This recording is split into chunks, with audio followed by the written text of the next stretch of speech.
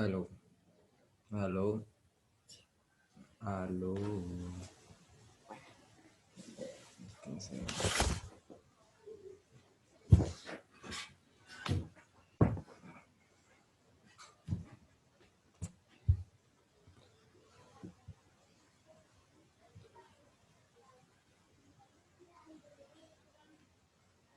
No, ya está grabando. Sí, desde que entró está grabando.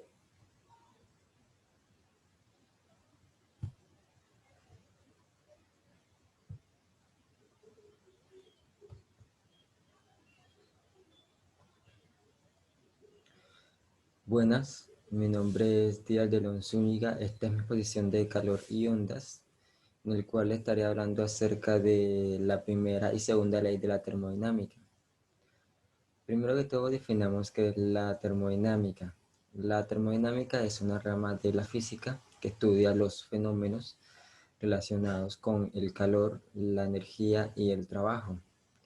La palabra termodinámica proviene del griego terme, que significa calor, y dinámica, que significa potencia.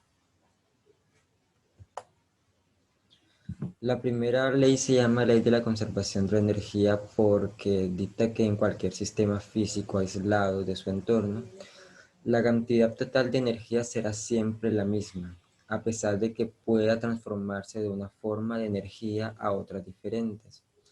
O dicho en otras palabras, la energía no puede crearse ni destruirse, solo transformarse. Ahí podemos observar una imagen donde tenemos un sistema, el cual va a tener una energía interna. Si a este sistema le suministramos calor, pues este va a producir un trabajo y su energía interna se va a transformar. Por eso es que se dice que la energía no se crea ni se destruye, sino que solo se transforma. Esta ley fue formulada por Rudolf Clausius en 1850. Él nació el 2 de enero de 1822 y falleció el 24 de agosto de 1888. Fue un físico y matemático alemán que hizo sus aportaciones a las leyes de la termodinámica. Pero, ¿qué significan cada una de las variables que están en esta ecuación? Bueno, pues nos dice que delta de U es igual a la variación de la energía interna en el sistema. W es el trabajo intercambiado por el sistema a sus alrededores y Q es el calor intercambiado por el sistema a través de unas paredes bien definidas. Se debe tener en cuenta que si el calor va del medio al sistema se tomará como positivo y en caso contrario, es decir, que vaya del sistema al medio, se tomará como negativo. Para resolver el ejercicio de la primera ley de la termodinámica, necesitamos la ecuación de la ley de los gases, que nos dice que la presión por el volumen será igual al número de moles por R, que es la constante universal de los gases, por la temperatura. Esta constante universal de los gases puede tener diferentes variables. Una puede ser del 0.0820 atmósfera por litro sobre mol por Kelvin, 62.3637 milímetros de mercurio por litro sobre mol por Kelvin, 1.9872 calorías sobre mol por Kelvin, 8.314 joules sobre mol por Kelvin. Dependiendo del ejercicio y de las variables que nos den, ya sea atmósfera, calorías o joules, pues utilizaremos una constante universal de los gases ideales para cada ejercicio.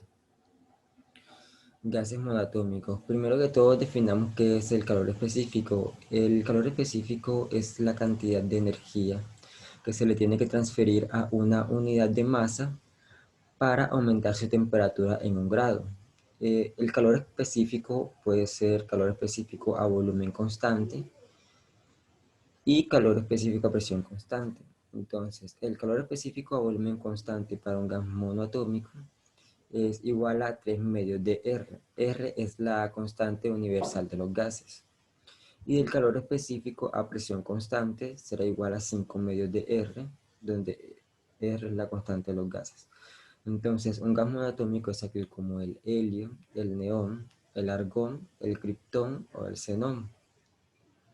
Y para los gases diatómicos, el calor específico a volumen constante será igual a 5 medios de R, y para el calor específico a presión constante será igual a 7 medios de R. Los gases diatómicos son aquellos como el nitrógeno, el oxígeno, el hidrógeno, el aire. En la primera ley de la termodinámica ocurren una serie de procesos, veamos cada uno de ellos. En un proceso isobárico es aquel en donde la presión se mantiene constante y el volumen y la temperatura varían. Veamos que en el diagrama de presión por volumen la presión se mantiene constante, pero el volumen sí varía. Entonces, si queremos hallar alguna de las incógnitas, ya sea la temperatura o el volumen, utilizamos la ecuación de estado que nos dice que la temperatura 2 entre la temperatura 1 será igual al volumen 2 entre el volumen 1. Para hallar el calor en un proceso isobárico, tenemos que el calor es igual al número de moles por el calor específico a presión constante por la temperatura 2 menos la temperatura 1. Para hallar la variación de la energía interna tenemos que es igual al número de moles por el calor específico a volumen constante por la temperatura 2 menos la temperatura 1. Y para hallar el trabajo en un proceso isobárico tenemos que es igual a la presión que se mantiene constante por el volumen 2 menos el volumen 1. Ojo, se debe tener en cuenta que para calor se utiliza es el calor específico a presión constante y para la variación de la energía interna se utiliza es el calor específico a volumen constante. Para un proceso isocórico tenemos que el volumen se mantiene constante y la temperatura y la presión varían. Podemos observar en el diagrama de presión por volumen donde la presión se va a mantener donde el volumen se va a mantener constante y la presión va a variar. Entonces, si queremos hallar alguna de las incógnitas, ya sea de temperatura o de presión, si utilizamos la ecuación de estado que nos dice que la temperatura 2 entre la temperatura 1 será igual a la presión 2 entre la presión 1. Estos son directamente proporcionales. Entonces, para hallar el calor en un sistema isocórico, tenemos que va a ser igual a la variación de la energía interna. Y la variación de la energía interna se halla igual que en un proceso isobárico, es decir, el número de moles por el calor específico a volumen constante por la temperatura 2 menos la temperatura 1. El trabajo en un proceso isocórico será cero porque el volumen se mantiene constante y si restamos los dos volúmenes, pues nos va a dar que cero, y al multiplicarlo por presión nos va a dar cero también. En un proceso isotérmico se tiene que la temperatura se va a mantener constante y el volumen y la presión varían. Entonces en el diagrama de presión por volumen tenemos que la presión va a variar y el volumen también. Y en este caso la temperatura es la que se mantiene constante. Entonces si queremos hallar una de las incógnitas, ya sea volumen o presión, utilizamos la ecuación de estado que nos dice que volumen 2 entre el volumen 1 será igual a la presión 1 entre la presión 2. El calor para un proceso isotérmico va a ser igual al trabajo. La variación de la energía interna va a ser igual a cero porque es un proceso térmico y la temperatura se mantiene constante. Y entonces si hacemos la resta de las dos temperaturas, pues nos dará cero. Al multiplicarlo por el resto de la ecuación nos dará cero también. Y el trabajo va a ser igual al número de moles por R, que es la constante de los gases ideales, por la temperatura por el logaritmo natural del volumen 2 entre el volumen 1. Se debe tener en cuenta que también se puede utilizar la presión en este caso, es decir, el número de moles por la constante del gas, por la temperatura, por el logaritmo natural de la presión 1 entre la presión 2. Y en un proceso adiabático, donde el calor va a ser igual a cero. Entonces tenemos que en un proceso adiabático va a variar el volumen, la presión y la temperatura. Entonces, si queremos hallar alguna de estas incógnitas, pues podemos utilizar la ecuación de estado que nos dice presión 1 por volumen 1 elevado a la constante adiabática va a ser igual a la presión 2 por el volumen 2 elevado a la constante adiabática. La constante adiabática va a depender de si es un gas monoatómico o si es un gas diatómico. Ya que si es un gas monoatómico utilizaremos la constante diabática como 5 tercios, y si es un gas diatómico utilizaremos la constante diabática como 7 quintos.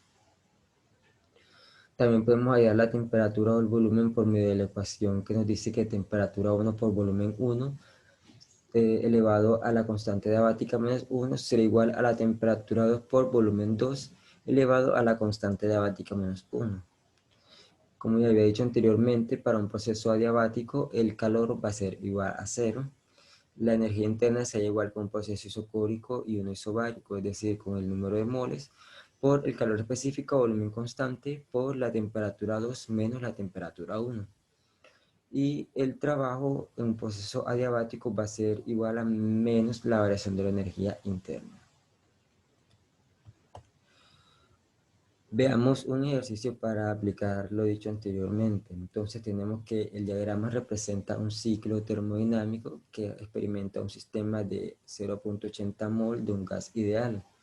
Los procesos B, C y DA son isotérmicos. El ciclo se desarrolla en el orden A, B, C, D, A.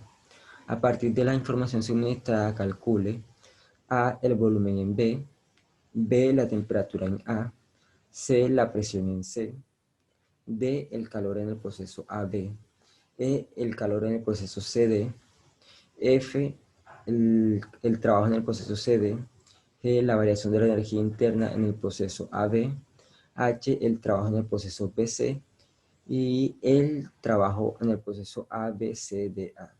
Ahí tenemos el diagrama también del ejercicio.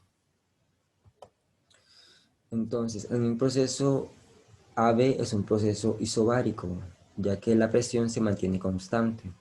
Entonces nos piden hallar la temperatura en A. Entonces utilizamos la ecuación de un gas ideal que nos dice que la presión por volumen va a ser igual al número de moles por R, que es la constante del gas ideal, por la temperatura. Despejando la temperatura tenemos que va a ser igual a la presión por el volumen entre el número de moles por la constante del gas ideal. Entonces, reemplazando los valores, tenemos que la presión en A es igual a 2.0 por 10 a la 6 pascales, por el volumen en A, que es 0.0010 metros cúbicos, entre la constante, en este caso utilizamos 8.314 joules sobre mol por Kelvin, por el número de moles, que es de 0.80 mol. Eso es igual a 2000 entre 6,6512, dándonos una temperatura en A de 300 Kelvin. También nos piden hallar el volumen en B. Bueno, pues utilizamos la ecuación que nos dice que la temperatura en B sobre la temperatura en A será igual al volumen en B entre el volumen en A. Despejando el volumen en B, tenemos que es igual a la temperatura en B sobre la temperatura en A que multiplica el volumen en A.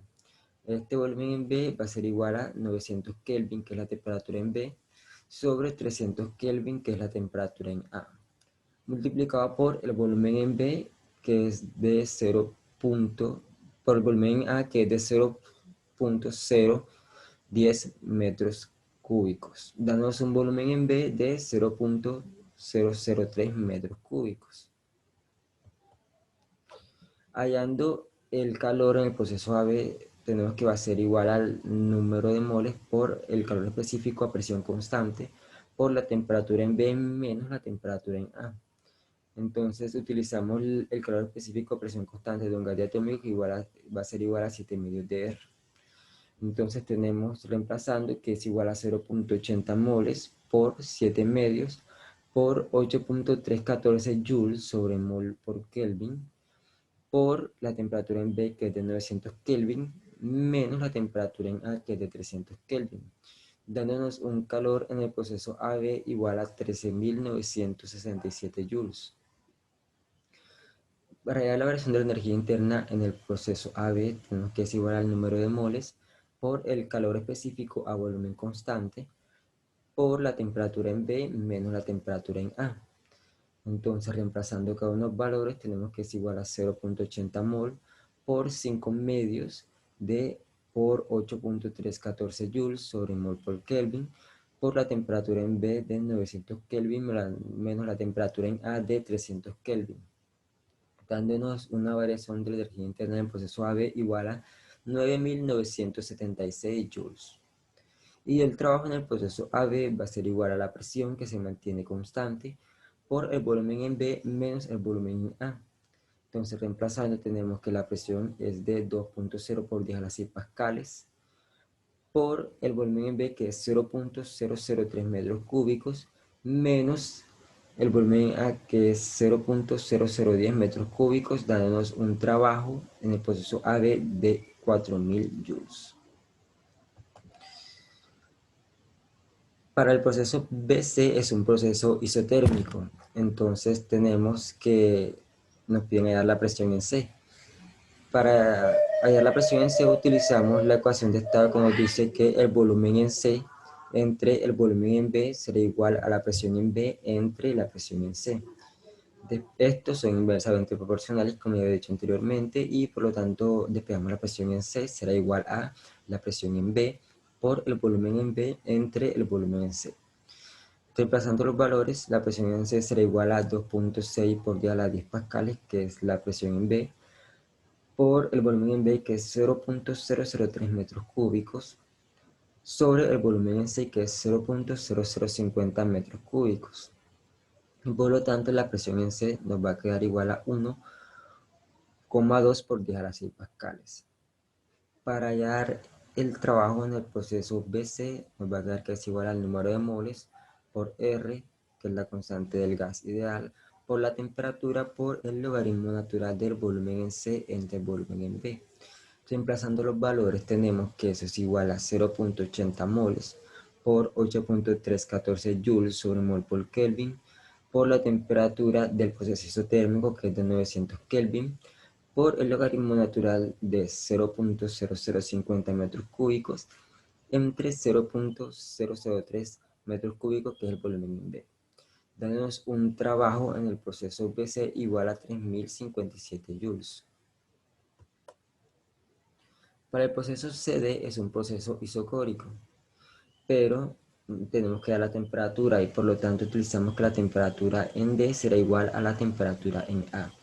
Porque si observamos en el diagrama nos mostrarán que el ciclo siguiente es el ciclo de A, pero este ciclo de A es un ciclo isotérmico y por lo tanto la temperatura se mantendrá constante y la temperatura en A será 300 Kelvin, por lo tanto la temperatura en D también lo será. Entonces en el proceso isocórico tenemos que el trabajo va a ser igual a cero.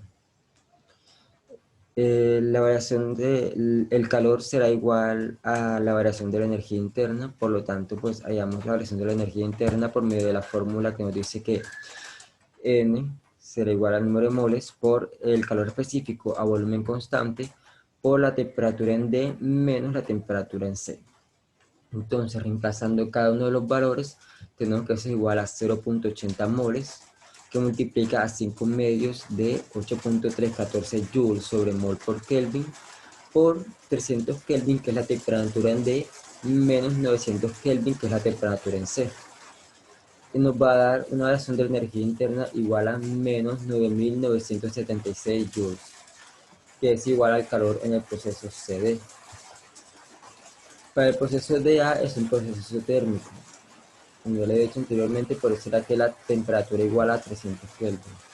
Entonces, hallamos el trabajo en el proceso DA, nos dice que será igual al número de moles por la constante del gas ideal, por la temperatura, por el logaritmo natural del volumen A entre el volumen D. Entonces, reemplazando los valores, tenemos que eso es igual a 0.80 mols por 8.314 joules sobre mol por Kelvin, por la temperatura en el proceso térmico, que es de 300 Kelvin, por el logaritmo natural de 0.010 metros cúbicos, que es el volumen A, entre 0.050 metros cúbicos, que es el volumen D. Nos va a dar un trabajo en el proceso de A que es igual a menos 3.211 joules. Y para hallar el trabajo del ciclo, es decir, en el proceso ABCDA, solamente tenemos que sumar cada uno de los trabajos efectuados, hallados.